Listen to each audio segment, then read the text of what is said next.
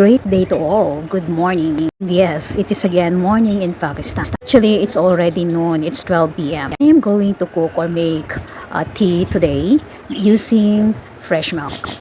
And I am going to show you how I am making or cooking fresh milk or full milk for the tea. It is a boiled fresh milk. So we are going to get 1 cup of fresh milk from this cooking pot. And then transfer it to the cooking pot or the pot that we are going to use to cook the tea. Then put it on the fire. Make sure to maintain the medium fire. Let's add half teaspoon of powdered tea. We are using powdered tea here in Pakistan. Most Pakistanis use powdered tea, especially at home. Depends on you if how much tea powder do you want, as some people love strong tea and some are not. For me, for 1 cup of milk, half teaspoon is more than enough. It depends on what kind of tea or what is the brand of the tea that you are going to use. Some tea are really strong, some are not. So we have to consider the brand in order for us to make a good tea. It will satisfy to our taste. Mix it well.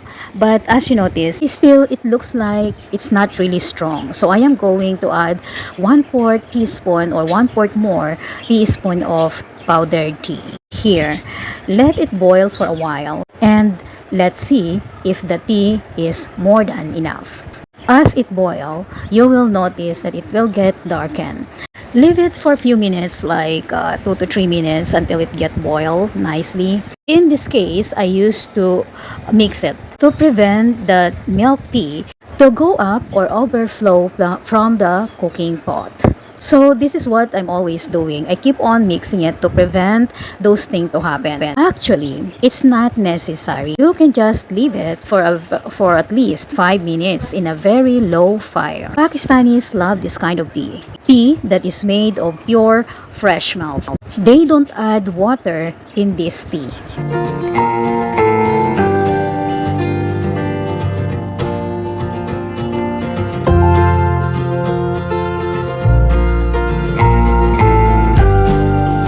So if you notice now, it becomes brownish or it is getting darker.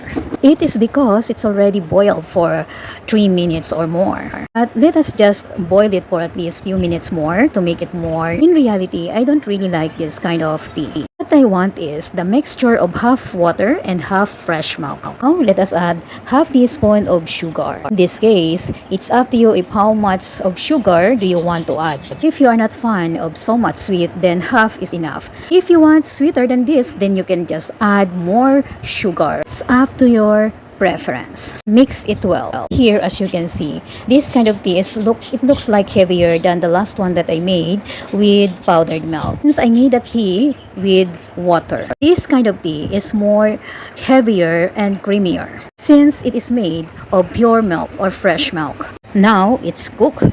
Let us transfer it to our teacup.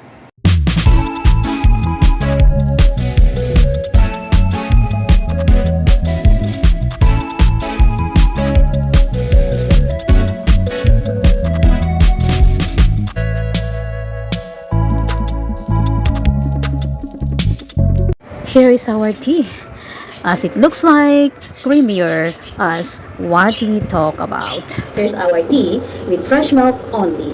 Sarap. Tea is like here in Pakistan. Delicious. So it's up to you how o kung paano mo siya gagawin. Okay?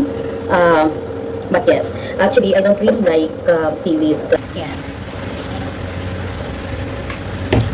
Actually, mas prepare ko, mas gusto ko yung hindi pure. Gusto ko yung kalahati ay tubig, kalahati ay milk. Kasi masyadong strong yung ganito, yung pure na fresh milk. Sobrang lasang-lasa ko yung gatas. At basta iba. Pero depende kasi yan. Pero karamihan nga dito sa Pakistan, karamihan mga Pakistani, gusto talaga nila yung pure milk. Yang talaga, fresh milk at tea. Ang tawag nila doon ay दूध pati. Ayun.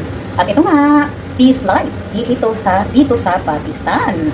Have a great day. Yan naman para sa araw na ito. Tea tayo.